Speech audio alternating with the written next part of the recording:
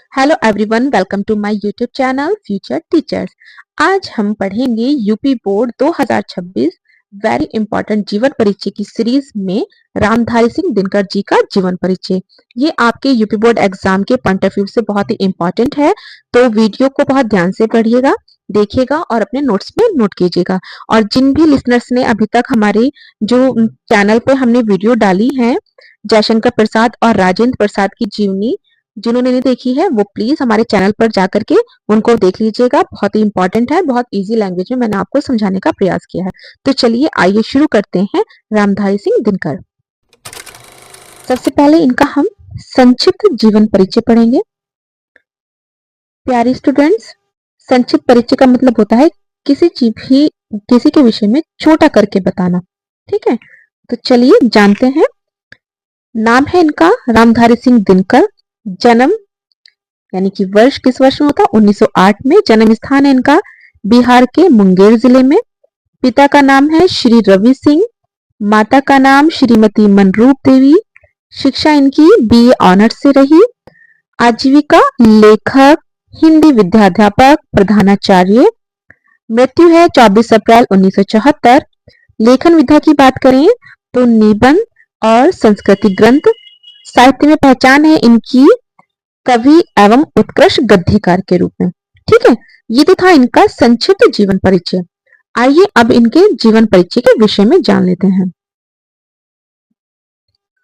रामधारी सिंह दिनकर का जन्म 1908 में बिहार राज्य के बेगूसराय जिले के सिमरिया ग्राम में एक साधारण किसान परिवार में हुआ था। बीए की परीक्षा पास करने के पश्चात इन्होंने कुछ दिनों के लिए उच्च माध्यमिक विद्यालय में प्रधानाध्यापक का कार्य संभाला। उसके बाद ये सरकारी नौकरी में चले आए। इनकी सरकारी सेवा अवर निबंधन के रूप में प्रारंभ हुई। बाद में ये उप निदेशक प्रचार विभाग के पद पर स्वतंत्रता प्राप्ति के बाद तक कार्य करते रहे। तदंतर इन्होंने कुछ समय तक मुजफ्फरपुर के लंगट सिंह कॉलेज में हिंदी विभाग के अध्यक्ष पद पर कार्य किया। देखिए इन्होंने कितने सम्मानजनक पद संभाले हैं, तो आप सोचिएगा ये हिंदी साहित्य के कितने महत्वपूर्ण व्यक्तित्व वाले लेखक होंगे। 1952 में ये भारतीय संसद के सदस्य मनोनीत हुए। कुछ समय ये भागलपुर विश्वविद्यालय में कुलपति भी रहे। इसके पश्चात भारत सरकार के गृह विभाग में हिंदी सलाहकार के रूप में एक अरसे तक कार्य किया। इन्हें वर्ष 1959 में पद्म विभूषण पुरस्कार की उपाधि से अलंकृत किया गया। इन्हें इनकी रचना संस्कृति के 4 अध्याय के लिए साहित्य अकादमी पुरस्कार और उर्वशी के लिए ज्ञानपीठ पुरस्कार से सम्मानित किया गया। आगे बढ़ते हैं। यह महान साहित्यकार 24 अप्रैल 1974 में इस संसार से विदा हो गया। अब मैं आपको इसमें बताती हूँ प्यारे साथियों कि आपके और कौन से क्वेश्चन यहाँ से बन सकते हैं। ठीक है, हम जीवन परिचय तो करेंगे ही करेंगे, साथ साथ में आपके जो बहुविकल्पी प्रश्न आते हैं ना, मैं आपको वो भी यहाँ बताती जाऊंगी ताकि आपके जो है एक्स्ट्रा नंबर इसमें मिलते जाए, यानी आप इसको बोनस नंबर मान के चल सकते हैं। ठीक है, चलिए देखिए एक क्वेश्चन तो आपका यहाँ से बन सकता है कि रामधारी सिंह दिनकर का जन्म कब हुआ? तो 1908 ये आपको याद होना चाहिए। इनका जन्म कहाँ पर हुआ है? तो बिहार बेगूसराय के सिमरिया ग्राम में हुआ है। उसके बाद आ सकता है आपका आगे देखती हूँ मैं क्या इंपॉर्टेंट है इसमें आपके लिए। जी, एक आपका यहाँ से बन सकता है कि मुजफ्फर लंगट सिंह कॉलेज में, हाँ, हिंदी विभाग के अध्यक्ष पद पर कार्य किया उन्होंने, है ना। कहाँ पर किस पद पर कार्य किया? हिंदी विभाग के अध्यक्ष के रूप में। फिर उसके बाद ये भारतीय संसद के सदस्य मनोनीत सदस्य कब हुए? तो 1962 में। ये इंपॉर्टेंट हो सकता है आपको, है ना, 1962 में। यहाँ से आपका एक क्वेश्चन बन सकता है और ये तो इंपॉर्टेंट है ही। यहाँ से तो आप डेफिनेटली देखेंगे आपको क्वेश्चन मिलना ही है। एक तो ये कि इनको पद्म विभूषण कब मिला? तो 1959 में मिला। ठीक है, और उसके बाद आ जाता है आपका साहित्य अकादमी पुरस्कार किस कृति के लिए मिला? तो संस्कृति के 4 अध्याय। उर्वशी के लिए कौन सा मिला था? तो ज्ञानपीठ पुरस्कार मिला था। फिर उसके बाद एक और महत्वपूर्ण बनता है आपका बिंदु यहाँ से, इनकी मृत्यु 24 अप्रैल 1974 को हुई थी। ठीक है, तो ये आप अपने जहां भी नोट्स बना रहे हैं वहां पे आप अपने नोट डाउन करते जाइएगा। ये जो है ये आपके टिप्स हैं। एग्जाम में आपका स्कोर अच्छा करने के लिए। और ये बात मुझे वहां से याद आई है कि हमारे एक बहुत प्यारे से व्यूवर्स हैं, जाकिर हुसैन, उन्होंने हमसे क्वेश्चन किया था कि मैम प्लीज हमें बताइएगा कि हमारे स्कोर कैसे बढ़ सकता है। तो मैं उन्हीं की रिक्वेस्ट पे आपको इतने और जोर देकर के एक्सप्लेन कर रही हूँ ताकि आपके नंबर और अच्छे बढ़ जाएं, आपका स्कोर और हाई हो जाए। थैंक यू जाकिर हुसैन, आपने कमेंट किया, मुझे बहुत अच्छा लगा कि आप बहुत मन से पढ़ रहे हैं। और देखना आप, आपके मार्क्स बहुत अच्छे आएंगे। फिर एग्जाम के बाद हमें अपना स्कोर जरूर बताना कि आपके कितने क्वेश्चंस सही हुए हैं। ठीक है, चलिए अब पढ़ते हैं हम साहित्य रचनाएं, साहित्यिक परिचय और रचनाएं। ठीक है, दिनकर जी बहुमुखी प्रतिभा के धनी साहित्यकार थे। इन्होंने गद्य और पद दोनों विधाओं पर अपनी लेखनी चलाई है। इनकी गद्य रचनाओं में निबंध संस्कृति ग्रंथ प्रमुख है। इनकी भाषा सरल, ओजपूर्ण तथा भावनाओं से परिपूर्ण है। प्रमुख गद्य ग्रंथ देखते हैं इनके। संस्कृति के 4 अध्याय, भारतीय संस्कृति की एकता, मिट्टी की ओर, अर्धनारीश्वर, रेत के फूल, उजली आग। अब यहाँ ये जो है ना आपका, ये भी बहुत इंपॉर्टेंट है आपका, यहाँ से भी आपके प्रश्न बनते हैं बहुविकल्पी में। ठीक है, तो इनकी रचनाएं बहुत अच्छे से याद कर लीजिएगा आप। उसके बाद काव्य में देखते हैं इनके, काव्य में इन्होंने कौन कौन सी रचनाएं लिखी हैं। तो काव्य में है इनकी दिनकर जी की कविताओं में रस, रस पूछा जाता है, रस वीरस है, राष्ट्र प्रेम और मानव संवेदना का प्रभाव मिलता है।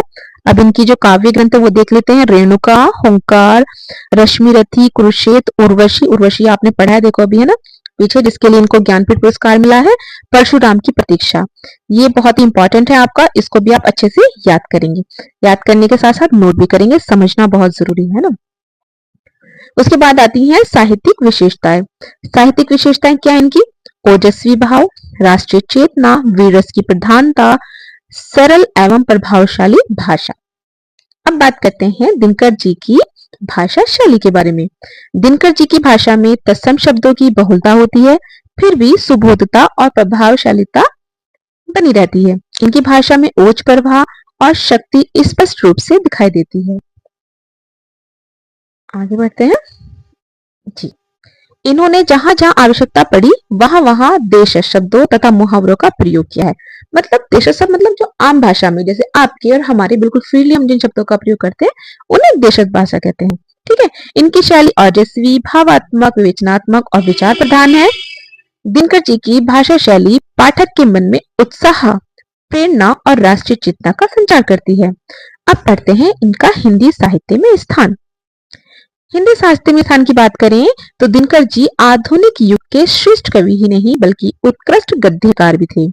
इन्होंने अपनी रचनाओं के माध्यम से देश प्रेम, राष्ट्रीय भावना और मानव मूल्यों का प्रभावशाली चित्रण किया है।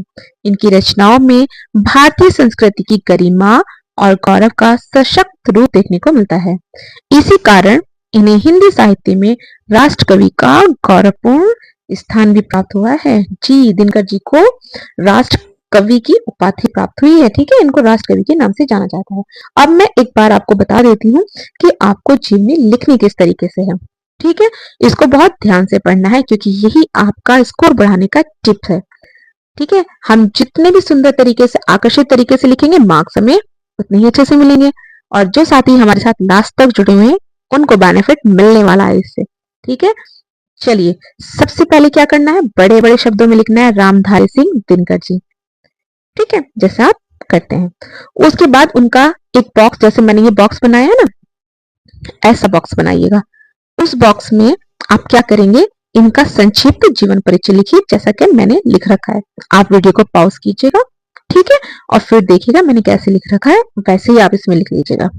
ठीक है, एक पैटर्न बना लीजिए। जरूरी नहीं है कि हर जीवनी में अलग अलग है तो उसी तरह आप लिखें। आप ये पैटर्न देख लीजिए हमने क्या क्या लिखे हैं। नाम, जन्म, जन्म स्थान, पिता का नाम, माता का नाम, शिक्षा और उनकी मृत्यु, उनकी लेखन विधा, भाषा शैली, ये सब आप उसमें लिखेंगे। ठीक है, फिर आगे मैं बताती हूँ आपको क्या करना है।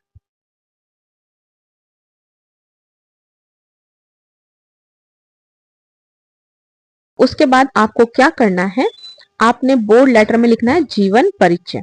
ठीक है, जीवन परिचय लिखेंगे। उसके बाद आगे बढ़ते हैं, आपने कैसे करना है, ये जैसे मैंने जो भी इम्पोर्टेंट रचनाएं हैं, ठीक है, जो भी महत्वपूर्ण टॉप पॉइंट है इसमें, वो मैंने ब्लैक से यहाँ पर बोल्ड कर दिया है। आप इसको काले पेन से लिखेंगे, ठीक है, मोटा मोटा लिखेंगे।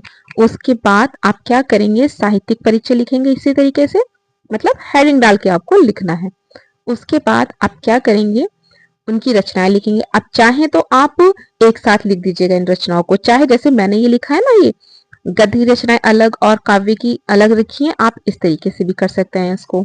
उसके बाद आप साहित्यिक विशेषताएं लिखिए। उसके बाद लास्ट में ये इंपॉर्टेंट चीज है, ये भाषा, ठीक है। ये एक मिनट में इसको बोर्ड कर देती हूँ। आप सोच कहोगे कि मैडम ने खुद ने तो बोर्ड किया नहीं है, हमें बोल रही हैं। आप लिखेंगे भाषा शैली, ठीक है, जैसे ही मैंने लिखा है। उसके बाद लास्ट में आप लिखेंगे हिंदी साहित्य में स्थान। ये देखिए, ये रहा, ठीक है। एक मिनट, ये कुछ हिंदी साहित्य में स्थान, ठीक है। तो ये था आपका रामधारी सिंह दिनकर की जीवनी। मैंने आपको इसमें ये भी बता दिया कि आपने इसमें इसको जीवनी को लिखना किस तरीके से है, ताकि आपके एग्जाम में आपके नंबर अच्छे आए। प्यारे साथियों, जिन्होंने अभी तक हमारी पिछली वीडियो नहीं देखी है, मैंने इसमें आपको जयशंकर प्रसाद और राजेंद्र प्रसाद की जीवनी भी डाल दी है। हमारी प्लेलिस्ट बनी हुई है, यूपी बोर्ड 2026 महत्वपूर्ण जीवन परिचय के नाम से हमारी प्लेलिस्ट है। उस प्लेलिस्ट में जाइएगा। जिन्होंने वो वीडियो नहीं देखी है, वो वीडियो देखिए। मैंने बहुत ही इजी लैंग्वेज में और बहुत अच्छे से एक्सप्लेन की है, ताकि आपका जो जीवनी को याद करने का डर है ना, वो आपके माइंड से निकल जाए, ठीक है।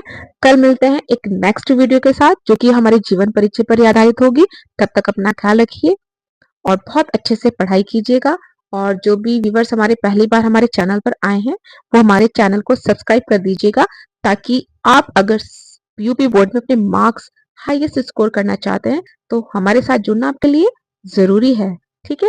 वीडियो देख के आप समझ ही गए होंगे, तो वीडियो को शेयर जरूर कीजिएगा अपने दोस्तों के साथ, और कमेंट करके हमें बताइए आपको वीडियो कैसी मिली है। जल्दी मिलते हैं नेक्स्ट वीडियो के साथ। Take care, bye bye.